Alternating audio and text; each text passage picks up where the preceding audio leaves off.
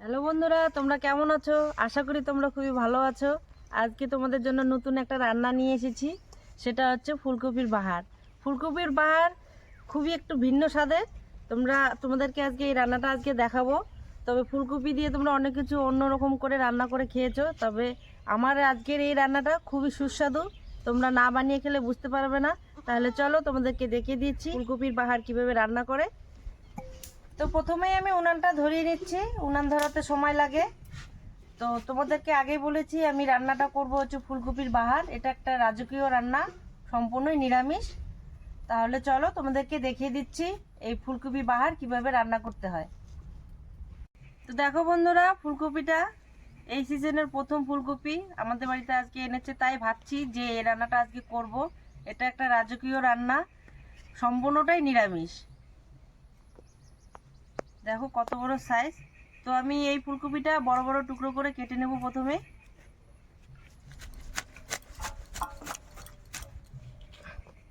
ফুলকপির থেকে ডালপালা বেশি, দেখো ফুলকপিটা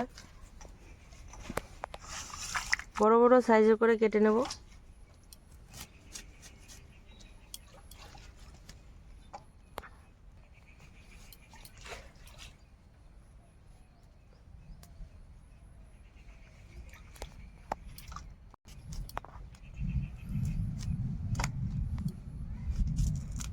এই রান্নাটা করতে বেশি কিছু লাগবে না।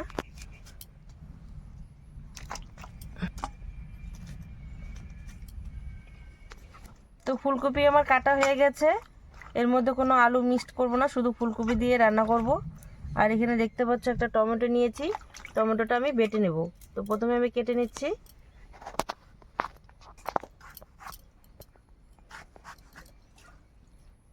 তো এই ফুলকপিটা রান্না করার জন্য যেসব উপকরণ লাগবে তা তোমাদেরকে এখন দেখিয়ে দিচ্ছি। তো প্রথমে আমি ফুলকপিটাকে সিদ্ধ বসিয়ে দিয়েছি।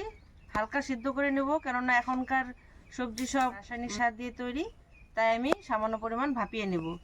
তো আমার ফুলকপির জন্য যেসব উপকরণ লাগবে তা আমি তোমাদেরকে বলে দিচ্ছি। কাজু, মগজদানা, হলুদ, এখানে গুঁড়ো পাউডার দুধ, দই, লঙ্কার গুঁড়ো, কাঁচা লঙ্কা, লবণ, মৌরি, আদা, আর এখানে দেখতে পাচ্ছ সাদা তেল। আজকে রান্নাটা হবে সরষের তেল দিয়ে না, সাদা তেল দিয়েই রান্না করব। এটাই তোমাদের আজকে দেখাবো যে কি কি উপকরণ দিয়ে কিভাবে রান্না করতে হয়। এটা একটা রাজকীয় রান্না, আবারও বলছি, তোমরা মন দিয়ে দেখবে যে আমি কিভাবে রান্নাটা করছি। তো দেখো আমি শিলপাটার এখানে চলে এসেছি বাটার জন্য। তো প্রথমে আমি 4টা লঙ্কা নিয়েছি, এখন ভালো করে বেটে নেব।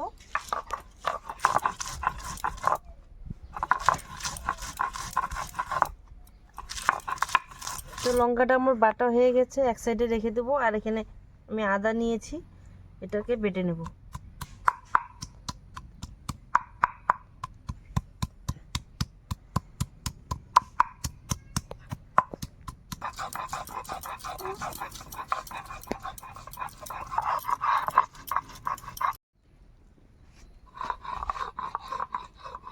তো আমার আদা বাটা হয়ে গেছে, এখন কাজু আর ওই যে মগজদানাটা বেটে নেব।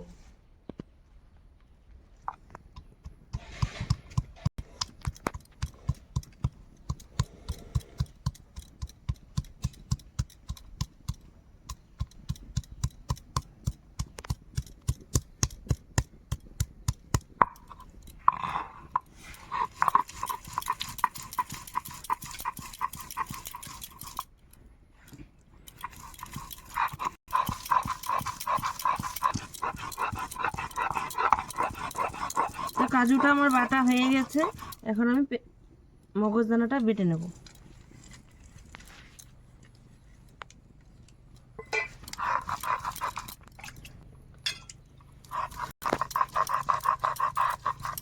শিলনোড়ায় বাটলে এর স্বাদ কিন্তু দ্বিগুণ হয়।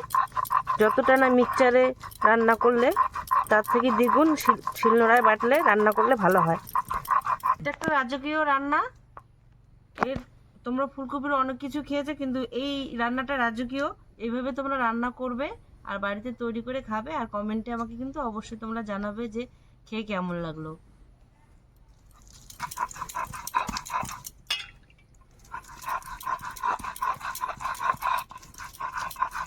তো এখন আমি টমেটোটা বেটে নেব।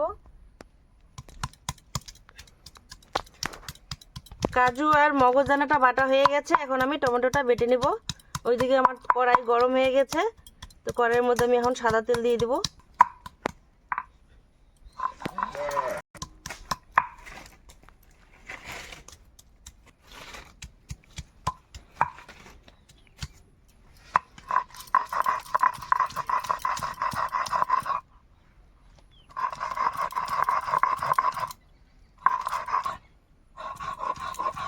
সব বাটা হয়ে গেছে, তা কড়াই আমি বসিয়ে দিয়েছি। এখন আমি তেল দিয়ে দেবো ফুলকপিটা ভেজে নেওয়ার জন্য। তো প্রথমে আমি ফুলকপিটাকে ভেজে নেব সাদা তেল দিয়ে।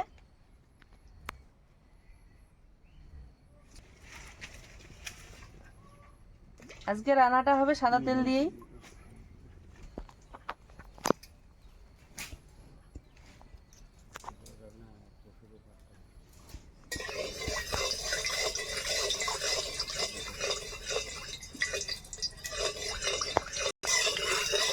তো তেলটা আমার গরম হয়ে গেলেই ফুলকপিগুলো এর মধ্যে ছেড়ে দেবো। তো ফুলকপিগুলো আমি এখন ভেজে নেব, হালকা করে ভেজে নেব, বেশি কড়া করে ভাজবো না।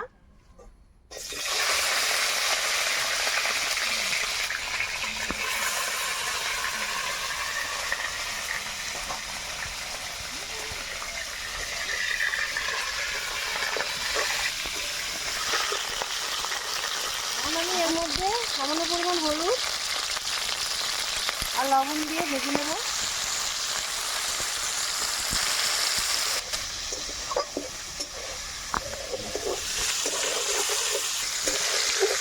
দেখো বন্ধুরা, ফুলকপিগুলো আমার ভাজা হয়ে এসছে, এখন নামিয়ে ফেলবো।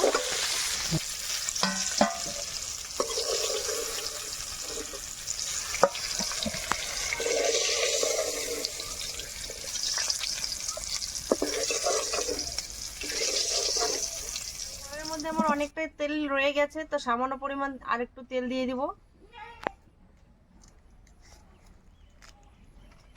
এখন আমি এর মধ্যে মৌরি সম্বাদ দিয়ে দেব।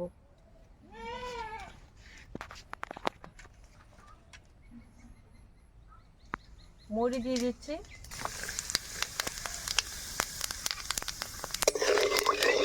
মৌরিটা ভালো করে ভেজে নেব, যাতে তেলের সাথে এই মৌরির একটা আলাদা গন্ধ থাকে, তেলের সাথে মিশে যায়। এর মধ্যে দিয়ে দেব টমেটো বাটা, লঙ্কা বাটা আর আদা বাটাটা।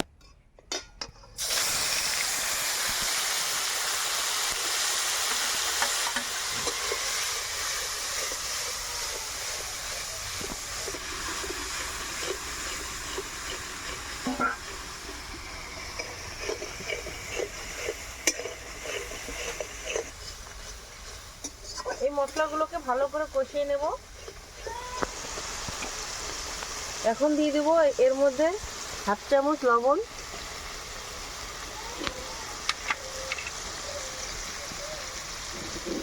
হাফ চামচ হলুদ,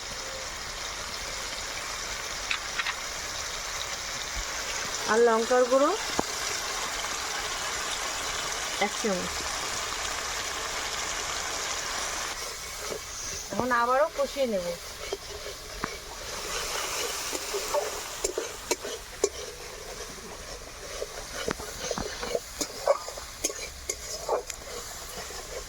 সামান্য পরিমাণ জল দিয়ে কষিয়ে নেব।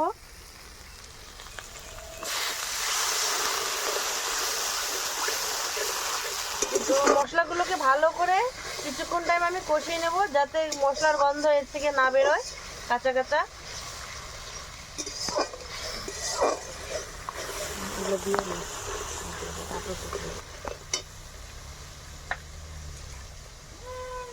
এখন আমি কাজু বাটা আর মগজ বাটাগুলো দিয়ে দিব এর মধ্যে।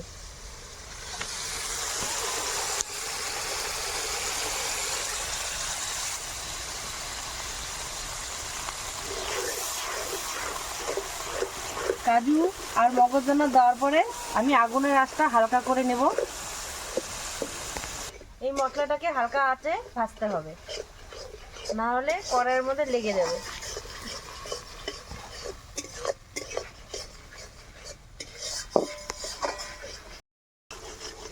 তো দেখো বন্ধুরা, মশলাগুলো আমার কষানো হয়ে গেছে আর তেলটাও ভেসে আসছে। আর এখন আমি এই ফাটানো দইটা এই মশলাগুলোর মধ্যে দিয়ে দিব। তো দই দিয়ে দিচ্ছি।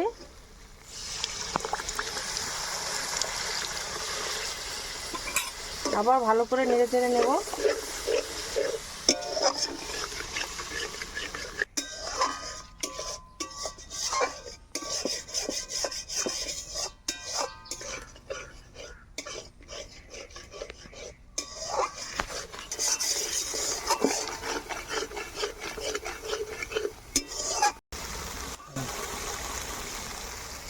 তো দেখো বন্ধুরা, মশলার মধ্যে দইটা দেওয়ার ফলে কালারটা কত সুন্দর আসছে। আর তো এখন আমি ফুলকপিগুলো এর মধ্যে দিয়ে দেব।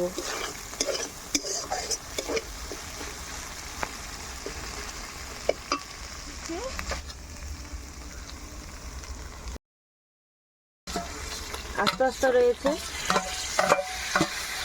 আর কালারটাও খুব সবুজ সবুজ দেখতে। এইভাবেই তোমরা ভাজবে।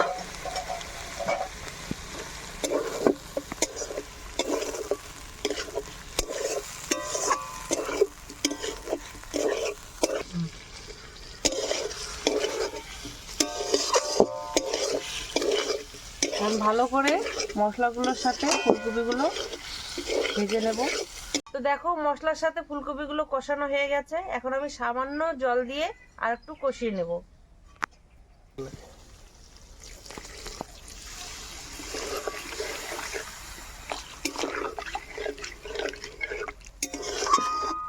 পাঁচ মিনিটের মতন আমি রান্না করে নেব।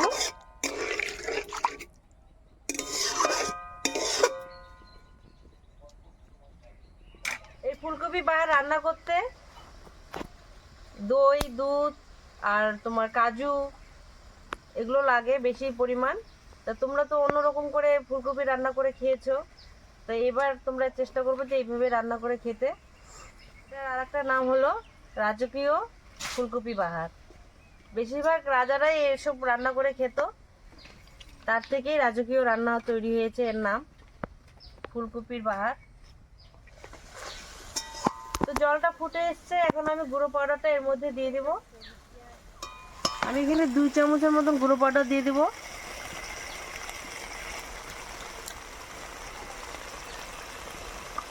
গুঁড়ো পাউডার দেওয়ার ফলে এই রান্নাটা খুব মিষ্টি মিষ্টি লাগবে আর খেতেও দারুণ লাগবে।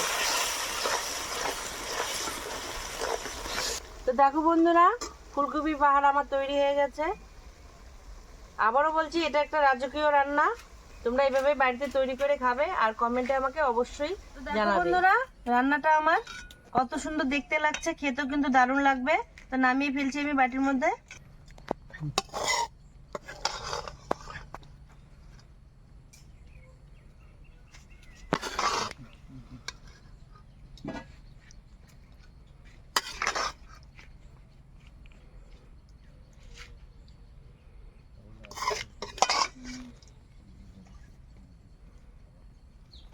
তোমরা অবশ্যই নিরামিষ দিনে এই রান্নাটা করে খাবে। তোমরা চাইলে এর সাথে পরোটা, লুচি, রুটি এর সাথেও খেতে পারবে।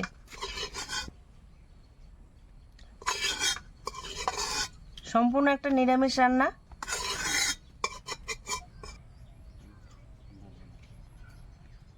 তো দেখো বন্ধুরা, দেখতে কত সুন্দর হয়েছে, খেতেও কিন্তু দারুণ লাগবে। আমি একটা খেয়ে দেখছি কেমন হয়েছে।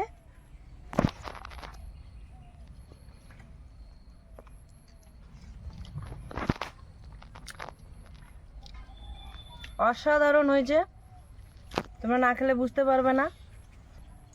দারুণ দারুণ হয়েছে, কি বলবো, তোমাদের ভাষায় প্রকাশ করতে পারছি না। তোমরা অবশ্যই বানিয়ে খাবে এই শীতের মরশুমে এই ফুলকপির বাহার।